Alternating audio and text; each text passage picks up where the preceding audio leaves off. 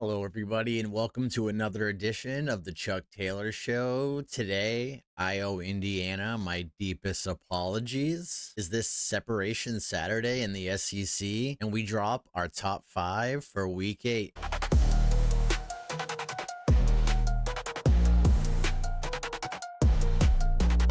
Indiana, I owe you my sincerest apologies. I have been crapping all over your team and your program for the better part of a year and a half. I have been a prisoner of looking at the uniform and the helmet and associating it with decades of some of the worst football I have ever seen in my life. I didn't take you seriously when you hired Kirk Cignetti. Sure, Cignetti had done some nice things at JMU. He went 19-3 and was ranked in the AP top 25 in both of his years at the school. He's had a winning pedigree at lower levels of college football. However, I had seen that song and dance many times before. A smaller school guy stepping up to a power conference, bringing with him many of his G5 players, and trying to win at a perennial losing program. Couple that with the fact that the Big Ten Conference had just expanded its talent profile and added Oregon, USC, UCLA, and Washington, and I gave Cignetti almost no chance of being successful with the Hoosiers. Then, last year, they started winning, and winning some more. They won their first 10 games for a perfect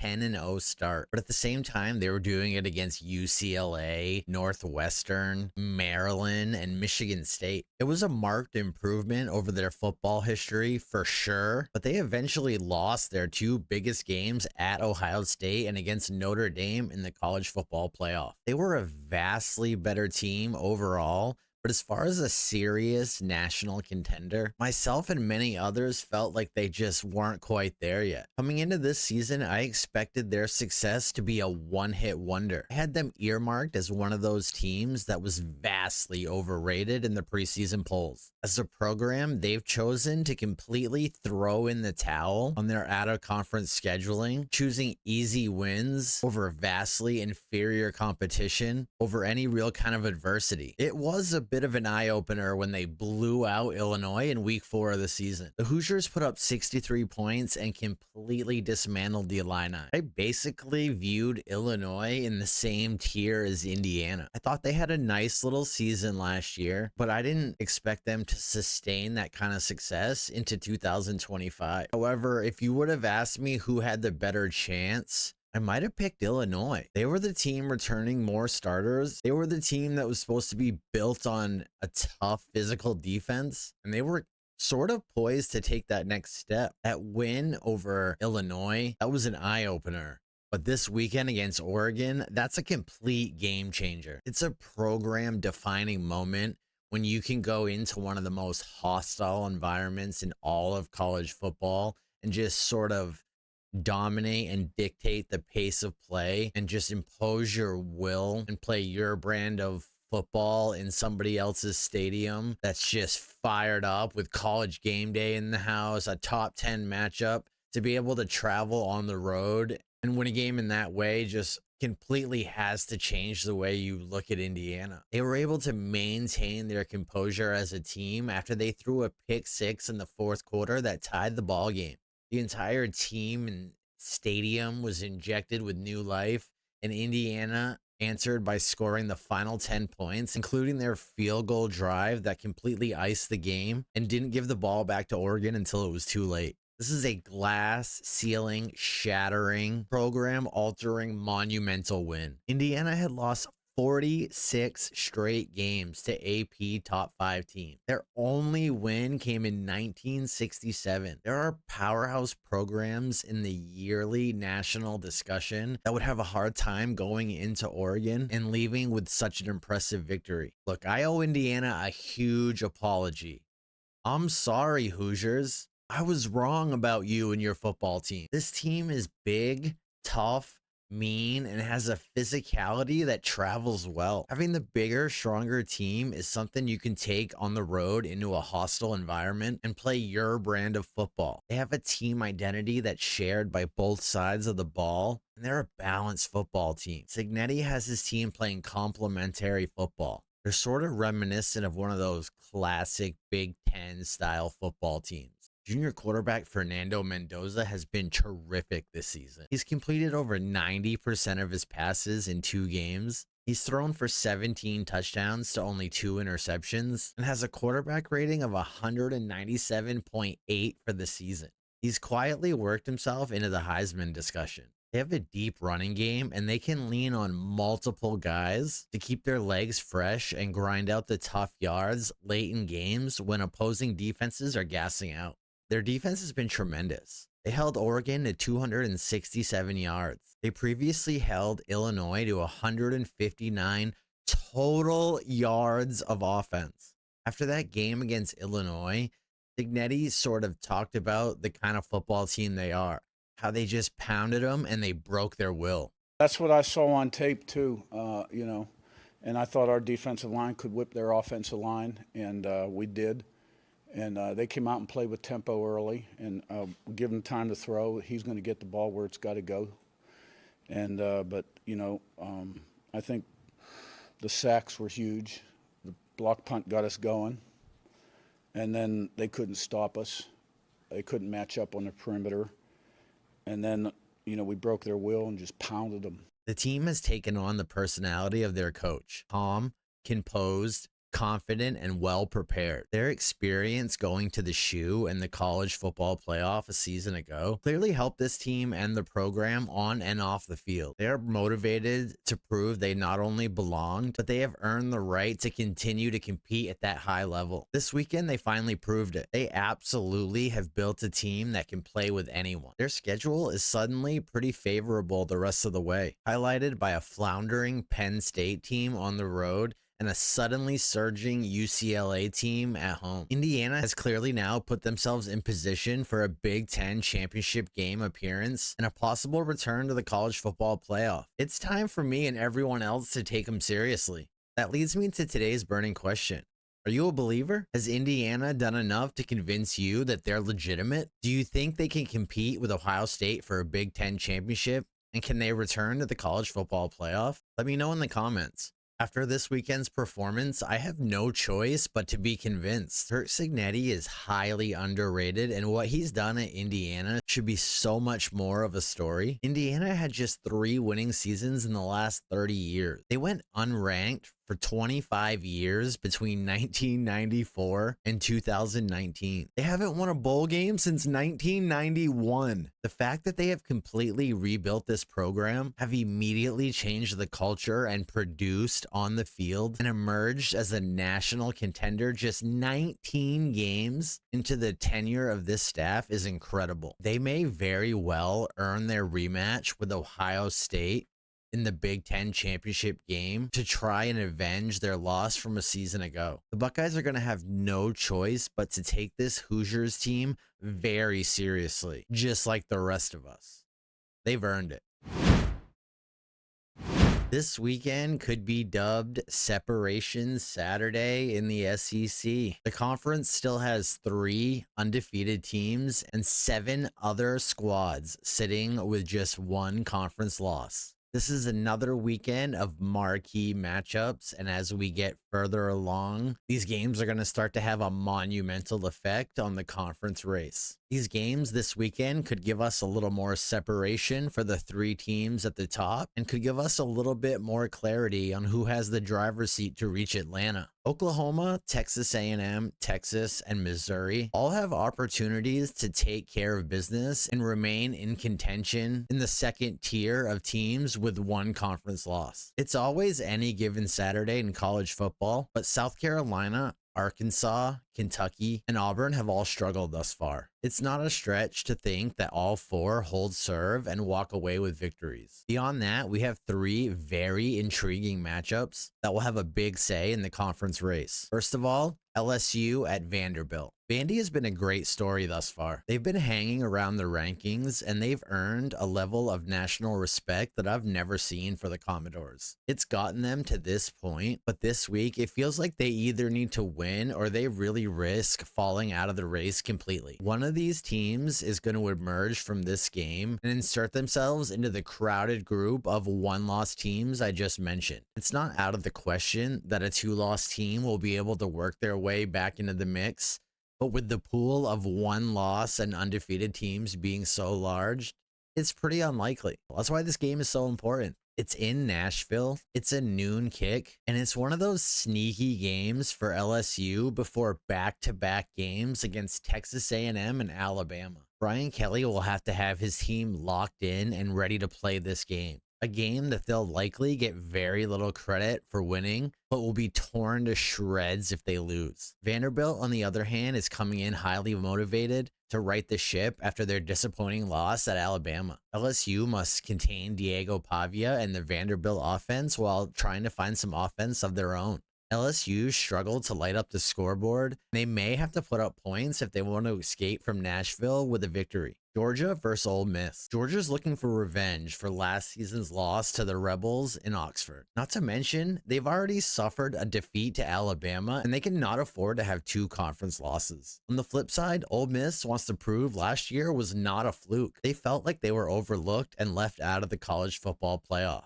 They've come into this season rolling and are 6-0, but this is their chance to show that they belong in the very top heavyweight class. Not only that, but a win here would move them to 4-0 in conference play, and it would make them a front runner for Atlanta. It would also essentially knock Georgia out of the race. The Bulldogs would have 2 conference losses and would be on the short end of the tiebreaker to both Alabama and Ole Miss. On the flip side, a win for Georgia here, and both teams would get thrown into that one-loss pool. Georgia would pull themselves back into the mix and would instead gain a critical tiebreaker in what could be a very convoluted final conference standings. Alabama versus Tennessee. That's right, the third Saturday in October means Alabama and Tennessee. The stakes for this one have rarely been as big as they'll be on Saturday. This is a borderline top 10 matchup, and the outcome of this one is going to loom monumental for the SEC standings. Alabama is another one of the 3 undefeated conference teams, and a win here would also propel them to the front of the pack, having already beat Missouri, Tennessee, and Georgia.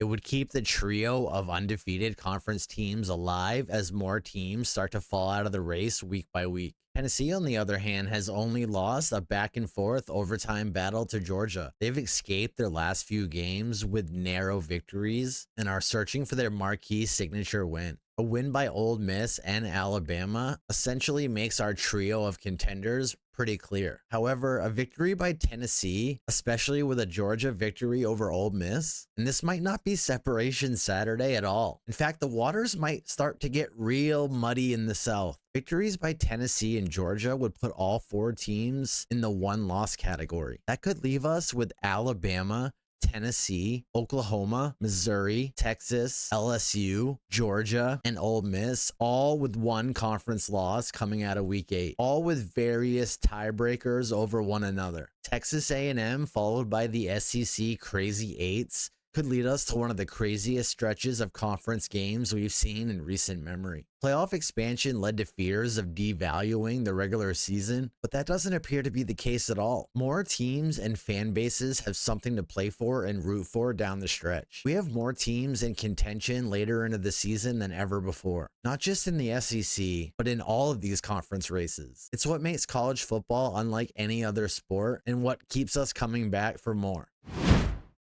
Brings us to our top 5 through week 7. But this week we're going to do something a little different. Everything's so murky right now. The parity's so strong. We got so many teams trying to claw their way into this thing that I feel like I have no choice but to give you the top 10. The quality of teams right now is so much stronger than just the top 5. We really need to be looking at this thing with a larger lens. So without further ado, here it goes. Number 10, Georgia Tech. Georgia Tech continues to roll on this week, dominating Virginia Tech.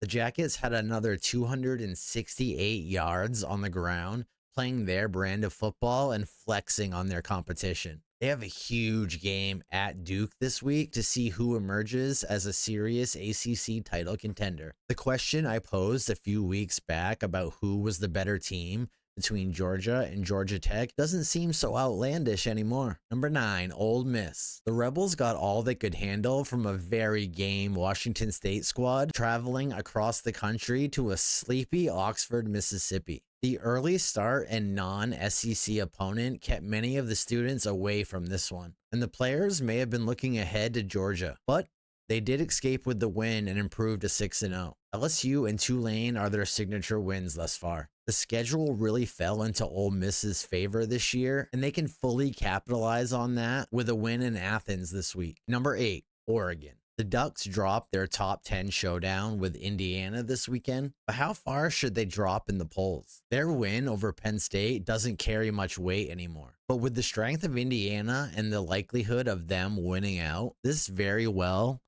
may be the strongest loss on anybody's resume this season. The Ducks should cruise over the next few weeks and regain their momentum, but we won't see them truly get tested until they play USC in November. Are they actually good? Number 7, Texas Tech. The Red Raiders keep winning, and they've already taken down some of their top contenders in the Big 12 Conference. Their wins over Utah and Houston are sneaky good quality wins. The Big 12 is one of my favorite conferences to watch because of the parity and the feeling that any team can win on any given Saturday. But if there was one team to emerge as a national threat from this conference, it definitely appears to be Texas Tech. They've won all of their games by at least 24 points, so it'll be interesting to see how they respond to a tight game late. Number 6, Georgia. The Bulldogs avoided a letdown this week at Auburn, proving their Alabama problem doesn't carry over across the entire state. Tennessee and Alabama both won this weekend, strengthening Georgia's best win and loss. Georgia has been salivating at the chance for revenge against Lane Kiffin and Ole Miss for their loss in Oxford last season,